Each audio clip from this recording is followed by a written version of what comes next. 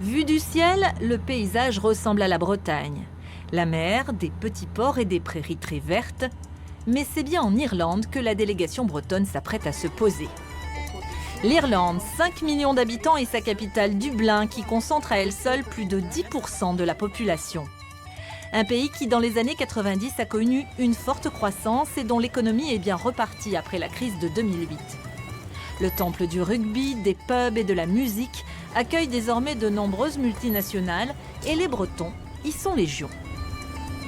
C'est le cas de Grégory, un Brestois expatrié depuis 16 ans. En 2016, il a ouvert la seule crêperie bretonne de Dublin et en est plutôt content, malgré les contraintes. Bonjour, welcome to le Petit Breton. Il y avait un marché. Après, les Irlandais consomment beaucoup plus qu'en France également. C'est du service continu de 8h à 20h. Après, ouvrir un restaurant, c'est quand même assez difficile.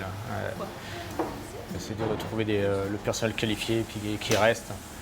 Notamment également à cause des loyers qui sont extrêmement chers. Après, il faut quand même avoir des bonnes ressources également derrière, quoi. Les banques ne prêtent plus comme elles prêtaient il y a une dizaine d'années. Il y a quand même un gros apport à fournir. S'il n'y a pas l'apport, les banques ne prêtent pas. Malgré ces handicaps, on estime qu'un Français sur deux qui vit ici est un Breton. Il serait au moins 6 000 aujourd'hui. Vous avez quel niveau à peu près là? À deux. À deux? C'est le cas de Jocelyn Le Gall, un Finistérien installé à Cork qui exerce la fonction de consul honoraire de France tout en gérant sa petite entreprise. Il aide les Français à s'installer en Irlande et connaît bien la situation économique du pays. L'Irlande, dont le principal client était jusqu'à présent le Royaume-Uni, doit aujourd'hui chercher d'autres débouchés pour pallier les conséquences inévitables du Brexit. Les Irlandais ont besoin aussi de trouver des nouveaux marchés, de trouver des nouvelles sources de revenus, puisque c'est bien ça aujourd'hui dont il s'agit, c'est qu'il faut que l'Irlande ne soit plus une Irlande enclavée ou qu'il soit trop proche du Royaume-Uni, mais aussi qu'il soit très proche de la France, comme la France l'a toujours soutenu l'Irlande. Et pour Jocelyn Le Gall, la Bretagne a une carte à jouer. Il y a quelques entreprises bretonnes, par exemple, qui sont, je sais, qui sont implantées en Irlande, d'un point de vue maritime, notamment au niveau de la pêche.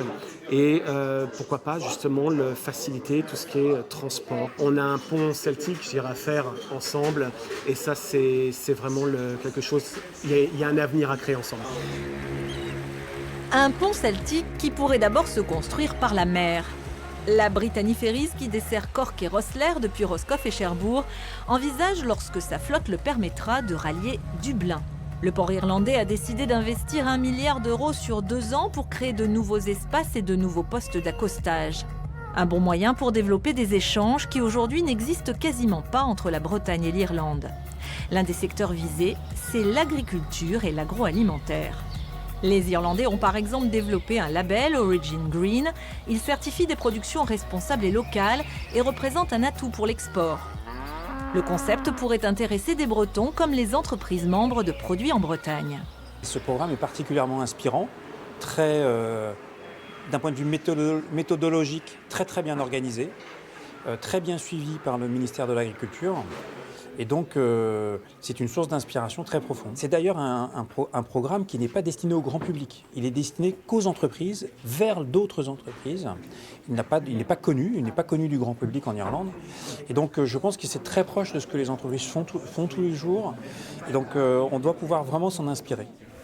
La Bretagne et l'Irlande aimeraient aussi renforcer leur coopération scolaire et universitaire. Avec les programmes Erasmus, avec la région qui est propriétaire des lycées et ici l'ambition qu'ils peuvent avoir pour que les jeunes évoluent, bougent sur le monde et continuent de découvrir le reste de l'Union européenne, et nous pouvons peut-être déclencher des actions nouvelles qui, pour le coup, n'avaient pas été forcément très travaillées dans les années passées.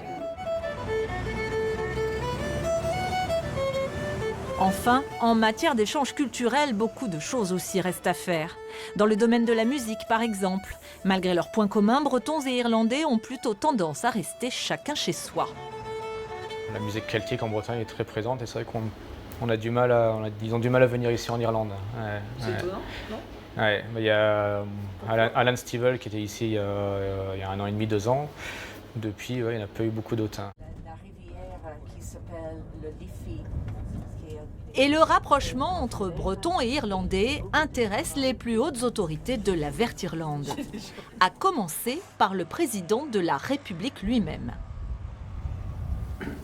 Exceptionnellement ce jour-là, Michael Higgins a accepté de recevoir la délégation bretonne dans sa résidence pour un échange très formel mais instructif.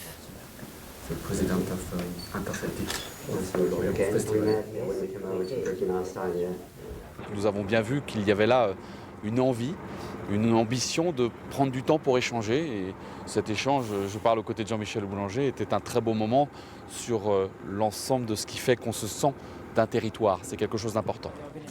Fort de ce sentiment d'appartenance à une même entité, Bretons, Irlandais et Gallois parviendront-ils à trouver un terrain d'entente dans un contexte d'après-Brexit qui réserve encore beaucoup d'incertitudes?